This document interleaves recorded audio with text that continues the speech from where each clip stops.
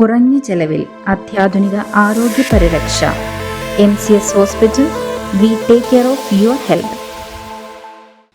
Kothamangalam KSRTC bus സ്റ്റാൻഡിൽ നിർമ്മിച്ച bus ടെർമിനലിന്റെ ഉദ്ഘാടനം നടത്തി. ആന്റണി ജോൺ MLAയുടെ ആസ്തി വികസന ഫണ്ടിൽ നിന്നും 2.34 കോടി രൂപ ചെലവഴിച്ചാണ് ടെർമിനലും ശീതീകരിച്ച യാത്രക്കാരുടെ വിശ്രമമുറിയും ഒരുക്കിയിരിക്കുന്നത്. കോതമംഗലം KSRTC ബസ് സ്റ്റാൻഡിൽ പുതുതായി നിർമ്മിച്ച ബസ് ടെർമിനലിന്റെയും ശീതീകരിച്ച യാത്രക്കാരുടെ വിശ്രമമുറിയുടെയും ഉദ്ഘാടനം നടത്തി.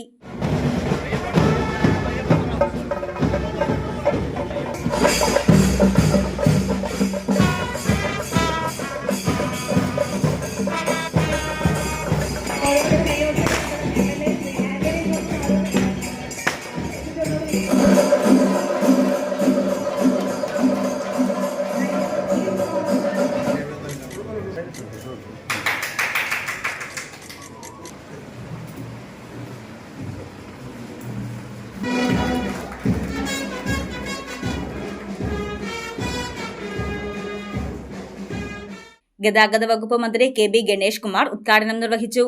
ബസ്സുകളുടെ നിയമലംഘനങ്ങൾക്കെതിരെ ശക്തമായ നിയമ നടപടികൾ സ്വീകരിക്കുമെന്ന് മന്ത്രി KB ഗണേഷ് കുമാർ പറഞ്ഞു. കാസർഗോഡ് മുതൽ തൃശ്ശൂർ, പാലക്കാട് വരെയുള്ള സ്ഥലങ്ങളിൽ ചെയ്തതുപോലെ കംപ്ലീറ്റ് എയർ ഹോൺ അഴിച്ച് നശിപ്പിക്കണം, ഫൈൻ അടിച്ചു കൊടുക്കണം. ഏതെങ്കിലും വണ്ടിയിൽ എയർ ഹോൺ ഇരിക്കുന്ന കണ്ടാൽ, ഞാൻ മുമ്പേ പറഞ്ഞത് തന്നെയാണ് നടപടി, വണ്ടിക്കെതിരെ നടപടിയെടുക്കും.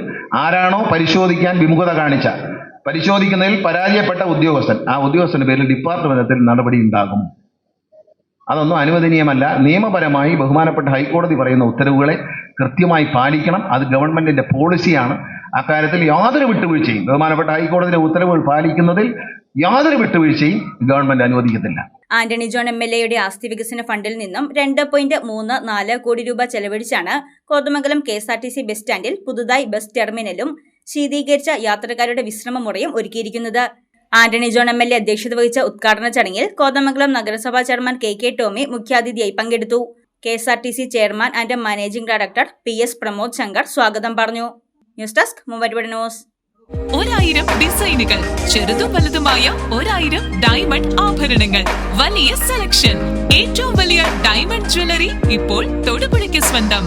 ജേക്കോ ഡയമണ്ട്സ് തൊടുപുഴ.